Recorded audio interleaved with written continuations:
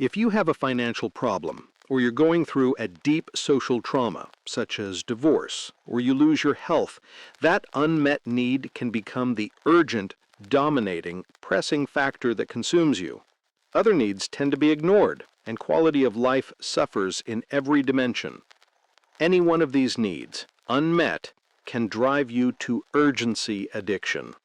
As you respond time and again to urgent, unmet needs, you tend to become an excellent crisis manager. You may begin to prioritize the crises and do the urgent more efficiently, thinking, if I'm busy, I must be effective. And you may get reinforcement from the adrenaline highs that come with putting out fires and responding to other people's urgent demands. But these activities don't bring quality of life results. They don't meet the underlying needs. The more urgent things we try to do, the more we feed the addiction. We keep substituting the artificial high of the urgency fix for the deep satisfaction of effectively meeting our four fundamental needs. These needs are real and deep and highly interrelated. Some of us recognize that we have these needs, but we tend to see them as separate compartments of life. We think of balance as running from one area to another fast enough to spend time in each one on a regular basis. But the touching bases paradigm ignores the reality of their powerful synergy. It's where these four needs overlap that we find true inner balance, deep fulfillment, and joy. Just look at the difference. If we operate from the touching bases paradigm, we may see the physical need of earning a living as separate from our spiritual need to contribute to society. The work we choose to do may be monotonous, dull, and unfulfilling. It may even be counterproductive to society's welfare. If we see our psychological need to learn and develop as separate from our social need to love and be loved, we may not seek to learn how to really deeply love other human beings. While we increase our academic knowledge, we may shrink in our ability to relate meaningfully to others. If we see our physical need as separate from all others, we may not fully realize how the quality of our health affects the quality of each of the other areas. When we aren't feeling well, it's much harder to think clearly, to relate in positive ways to others, to focus on contribution instead of survival. If we see our spiritual need as separate from all other needs, we may not realize that what we believe about ourselves and our purpose has a powerful impact on how we live, how we love, and what we learn. To compartmentalize or even ignore the spiritual dimension of life powerfully affects each of the other dimensions. It is meaning and purpose that give context to fulfillment in all other dimensions. Only as we see the interrelatedness and the powerful synergy of these four needs do we become empowered to fulfill them in a way that creates true inner balance, deep human fulfillment, and joy. Work has meaning. Relationships have depth and growth. Health becomes a resource to accomplish worthwhile purposes. By seeing the interrelatedness of these needs, we realize that the key to meeting an unmet need is in addressing, not ignoring, the other needs. This is one of the strengths of personal leadership. While management is problem-oriented, leadership is opportunity-oriented. Instead of seeing a problem as segmented and mechanical, a broken part that needs to be fixed, it's seeing it as part of a living, synergistic whole. It's looking at what's around a problem, what's connected to it, what can influence it, as well as the problem itself. If you have a problem in the physical area, for example, you're in debt, or you have a financial crisis, instead of ignoring your social, mental, and spiritual needs, you can seek help and counsel from other people, increase your knowledge of money management and your awareness of problem-solving options, and define a reason for wanting to get out of debt that will give meaning, context, and purpose to whatever path you choose to take. By addressing these areas in your life as they relate to the physical need, you become empowered to meet the need in the most effective way. If you have a problem in the social area, maybe you're going through a divorce, attention to the physical, mental, and spiritual areas of your life increases your ability to handle it. By exercising and taking care of your health, studying and learning more about the nature of relationships, and strengthening your sense of purpose and meaning in life, you nurture the conditions that empower you to face the social problem in the best possible way. The fire within. Fulfilling the four needs in an integrated way is like combining elements in chemistry. When we reach a critical mass of integration, we experience spontaneous combustion, an explosion of inner synergy that ignites the fire within and gives vision, passion, and a spirit of adventure to life. The key to the fire within is our spiritual need to leave a legacy. It transforms other needs into capacities for contribution. Food, money, health, education, and love become resources to reach out and help fill the unmet needs of others. Think of the impact on the way we spend our time and the quality of our lives when we're able to effectively meet our needs and turn them into capacities for contribution. Abraham Maslow, one of the fathers of modern psychology, developed a needs hierarchy in which he identified self-actualization as the highest human experience. But in his last years, he revised his earlier theory and acknowledged that this peak experience was not self-actualization, but self-transcendence, or living for a purpose higher than self. In the words of George Bernard Shaw, "This is the true joy in life, being used for a purpose recognized by yourself as a mighty one, being a force of nature instead of a feverish, selfish little clod of ailments and grievances complaining that the world will not devote itself to making you happy. I am of the opinion that my life belongs to the whole community, and as long as I live, it is my privilege to do for it whatever I can. I want to be thoroughly used up when I die, for the harder I work, the more I live. I rejoice in life for its own sake. Life is no brief candle to me. It's a sort of splendid torch which I've got to hold up for the moment, and I want to make it burn as brightly as possible before handing it on to future generations." Roger.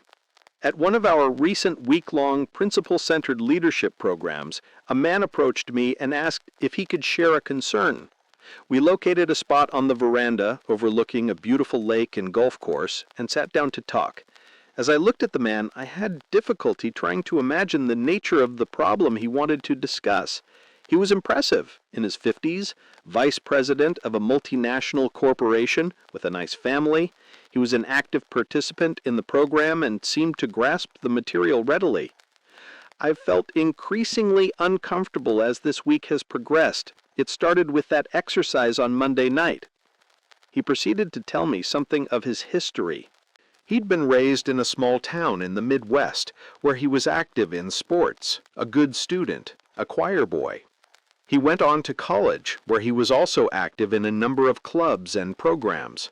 Then came his first big job, marriage, a child, traveling abroad, promotions, a new home, another child, promotion to vice president. As I listened, I kept waiting for the problem, some life-shattering disaster that must have brought his picture book world crashing down around him. "The problem," he finally said, "is that my life is full of good things, a nice house, a nice car, a good job, a busy life. But when you asked us to think deeply about our lives, to come to grips with what matters most, it really brought me up short. For most of my life, as a teenager, a college student, a young man, I was involved in some kind of cause. I wanted to make a real difference in the world, to contribute in a meaningful way. As I began to think about what really matters most to me, I suddenly realized that over these past years, that feeling, that sense of purpose, has somehow gotten lost. I've been lulled by a sense of security. I haven't made a difference. I haven't taught my children to make a difference. I've basically been watching life go by through the hedges of my country club." I watched with interest as his entire demeanor changed. "But I've made a decision," he said. "I've determined to reestablish connections with a charitable organization I used to work with.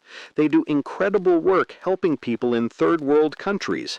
I want to be a part of it." There was a light in his eyes, a sense of purpose in his words. He was energized. It was easy to see that the quality of his last few years before retirement and his life afterward, as well as the quality of life for many other people in the world, would be powerfully impacted by the legacy he would leave. Whatever else we may value, the reality is that each of these areas of human fulfillment is essential to quality of life. Can you think of any exception? Any person who doesn't have these physical, social, mental, and spiritual needs and capacities? Can you think of any time management problem that isn't connected at the root to fulfilling one of these basic needs? 2. The reality of true north principles. As important as the needs are to fulfill is the way we seek to fulfill them. Our ability to create quality of life is a function of the degree to which our lives are aligned with extrinsic realities as we seek to fulfill the basic human needs. Could you close your eyes right now and point north? When we ask people to do this in seminars, they're surprised when they open their eyes to see people pointing in every direction. If you're home, you may be able to point north easily, because you're well oriented and have your bearings. But if you're away from home, without familiar landmarks, you may not find the task so simple. Is it important for us to know where true north is? Most people would say yes. If we're 1 degree off in air travel from San Francisco, we could wind up in Moscow instead of Jerusalem. What is north? Is it a matter of opinion? Is it something we should vote on? Is it subject to the democratic process? No, because north is a reality that is independent of us. The reality of true north gives context and meaning to where we are, where we want to go, and how to get there. Without a compass or stars or a correct understanding of our location, we may have trouble locating it, but it's always there. Just as real as true north in the physical world are the timeless laws of cause and effect that operate in the world of personal effectiveness and human interaction. The collective wisdom of the ages reveals these principles as recurring themes, foundational to every truly great person or society. With that in mind, we'd like to explore true north in the human dimension and look at how we can create an inner compass that empowers us to align our lives with it. In using true north as a metaphor for principles or external realities, we're not differentiating between technical differences such as true north, magnetic north, and grid north. What principles are not? When we talk about principles, it's important to know what we aren't talking about as well as what we are. We're not talking about values. Many of us think that just because we value something, achieving it will enhance our quality of life. We think, I'll be happy and fulfilled when I make more money, when I get recognition for my talent, when I acquire an expensive home or a new car, when I finish my college degree. But the focus on values is one of the major illusions of the traditional time management approach. It's content without context. It has us envisioning success, setting goals, climbing ladders without understanding the true north realities these efforts must be based on to be effective. It essentially says, first things are your priorities. You decide what you value and go after it in an efficient way. This can lead to arrogance, to thinking we are a law unto ourselves, and to looking at other people as things or as resources to help us accomplish what we want to do. Values will not bring quality of life results unless we value principles. A vital part of the fourth generation is the humility to realize that there are first things that are independent of our values. Quality of life is a function of the extent to which we make these first things our first things and become empowered to actually put them first in our lives. It's also the humility to recognize that quality of life isn't me, it's us. That we live in an interdependent reality of abundance and potential that can only be realized when we interact with others in fully authentic, synergistic ways. All the wishing and even all the work in the world, if it's not based on valid principles, will not produce quality of life results. It's not enough to dream. It's not enough to try. It's not enough to set goals or climb ladders. It's not enough to value. The effort has to be based on practical realities that produce the result. Only then can we dream, set goals, and work to achieve them with confidence. We're not talking about practices. In the midst of complexity, we tend to seek security in practices, specific, prescribed ways of doing things. We focus on methods instead of results. Just tell me what to do. Give me the steps. We may get positive results with a particular practice in one situation, but if we try to use the same practice in other situations, we often find it doesn't work. As we encounter situations for which a practice has not been prescribed, we often feel lost and incompetent. Arnold Toynbee, the great historian, said that all of history can be written in a simple little formula: challenge, response. The challenge is created by the environment, and then the individual, the institution, the society comes up with the response. Then there's another challenge, another response. The formula is constantly being repeated. The problem is that these responses become codified. They get set in cement. They become a part of the very way we think and the way we perform. They may be good procedures, good practices, but when we're faced with a new challenge, the old practices no longer apply. They become obsolete. We're out in the wilderness trying to navigate with a roadmap. Our segmented, mechanistic society keeps us in a constantly changing kaleidoscope, so we cling to practices and structures and systems for some sense of predictability in our lives.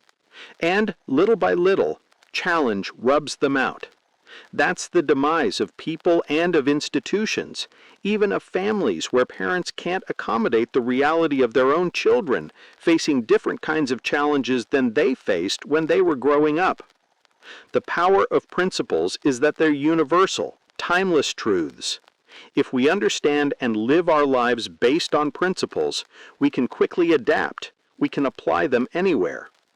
By teaching our children principles instead of practices, or teaching them the principles behind the practices, we better prepare them to handle the unknown challenges of the future.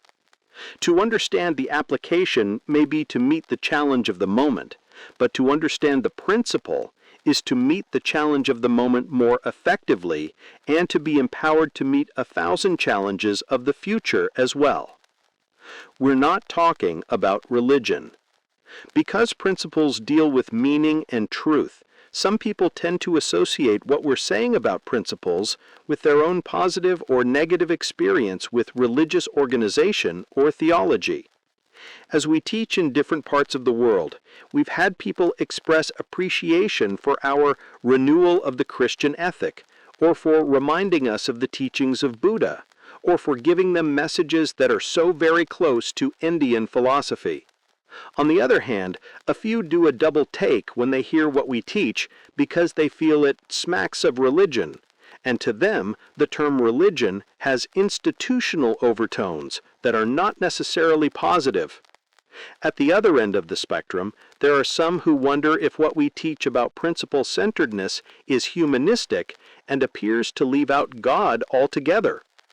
What we're talking about is not religion. We're not dealing with issues such as salvation, life after death, or even the source of these principles.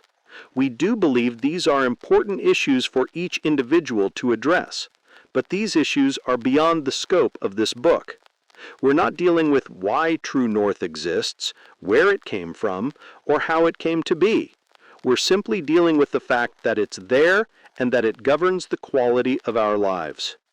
And while we do find evidence of these principles in the sacred writings of every major religion, facets of them have come from the minds, pens, and spoken words of philosophers, scientists, kings, peasants, and saints throughout the world and throughout history.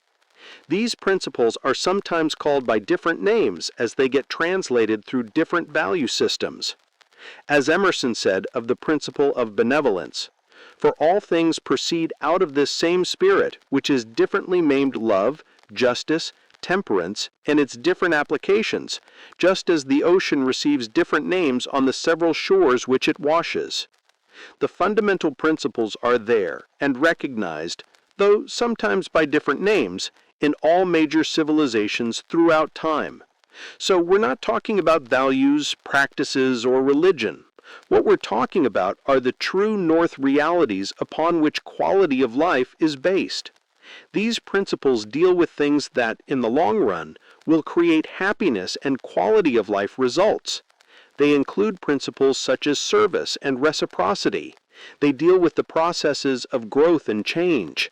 They include the laws that govern effective fulfillment of basic human needs and capacities. In the chapters that follow, we will present many principles that are essential to cultivating a quality life. But our overall objective is not to be comprehensive. It is rather to affirm the effectiveness of an approach to life that is based on the continual search for and effort to live congruently with these timeless, empowering truths. What principles are the law of the farm? One of the best ways to understand how these extrinsic realities govern is to consider the law of the farm. In agriculture, we can easily see and agree that natural laws and principles govern the work and determine the harvest. But in social and corporate cultures, we somehow think we can dismiss natural processes, cheat the system, and still win the day. And there's a great deal of evidence that seems to support that belief. For example, did you ever cram in school, goof off during the semester, then spend all night before the big test trying to cram a semester's worth of learning into your head?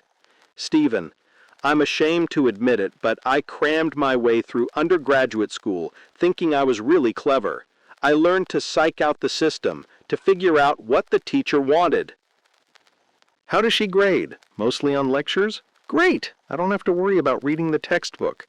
What about this other class? We have to read the book? Okay, where are the cliff notes so I can get a quick summary instead? I wanted the grade, but I didn't want it to crimp my lifestyle. Then I got into graduate work, a different league altogether. I spent my first 3 months trying to cram to make up for 4 years of undergraduate cramming, and I wound up in the hospital with ulcerated colitis. I was trying to force the natural processes, and I found out that, long term, you simply can't do it. I spent years trying to compensate for the foolishness of getting myself into a value system that was not tied to principles at all. Can you imagine cramming on the farm? Can you imagine forgetting to plant in the spring, flaking out all summer, and hitting it hard in the fall, ripping the soil up, throwing in the seeds, watering, cultivating, and expecting to get a bountiful harvest overnight? Cramming doesn't work in a natural system like a farm. That's the fundamental difference between a social and a natural system. A social system is based on values. A natural system is based on principles. In the short term, cramming may appear to work in a social system. You can go for the quick fixes and techniques with apparent success. But in the long run, the law of the farm governs in all arenas of life. How many of us wish now we hadn't crammed in school? We got the degree, but we didn't get the education. We eventually find out there's a difference between succeeding in the social system of school and succeeding in the development of the mind, the ability to think analytically, creatively, at deep levels of abstraction, the ability to communicate orally and in writing, to cross borders, to rise above outmoded practices, and solve problems in newer, better ways. What about character? Can you cram and suddenly become a person of integrity, courage, or compassion? Or physical health? Can you overcome years of a potato chip, chocolate cake, no exercise lifestyle by spending the night before the marathon working out at the health spa? What about a marriage? Whether it's governed by the law of the school or the law of the farm depends on how long you want it to last. Many people who marry don't want to change their lifestyle at all. They're married singles. They don't take the time to nurture seeds of shared vision, selflessness, caring, tenderness, and consideration, yet they're surprised at the harvest of weeds. The social system quick fixes and personality ethic techniques they try to install to solve the problem simply don't work. These solutions can't take the place of seasons of planting, cultivating, and caring. What about relationships with children? We can take the shortcuts. We're bigger, smarter. We have the authority. We can talk down, threaten, impose our will. We can try to shift the responsibility for training them to schools, churches, or daycare centers. But over time, will these shortcuts develop responsible, caring, and wise adults empowered to make effective decisions and live happy lives? Will they result in rich, rewarding relationships for us with those who have the potential to be our closest friends? In the short run, we may be able to go for the quick fix with apparent success. We can make impressions. We can put on the charm. We can learn manipulative techniques, what lever to pull, what button to push to get the desired reaction. But long term, the law of the farm governs in all areas of life, and there's no way to fake the harvest. As Dr. Sidney Bremer observed in his book, Spirit of Apollo, nature is evenly balanced. We cannot disturb her equilibrium, for we know that the law of cause and effect is the unerring and inexorable law of nature.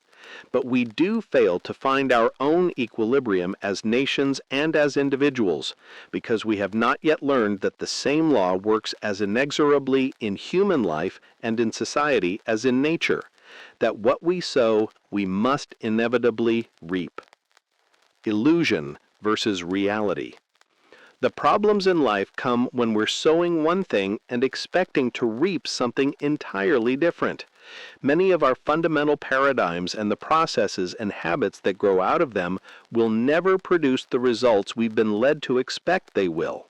These paradigms created by people looking for shortcuts, advertising, program of the month training, and 70 years of personality ethics success literature are fundamentally based on the quick fix illusion.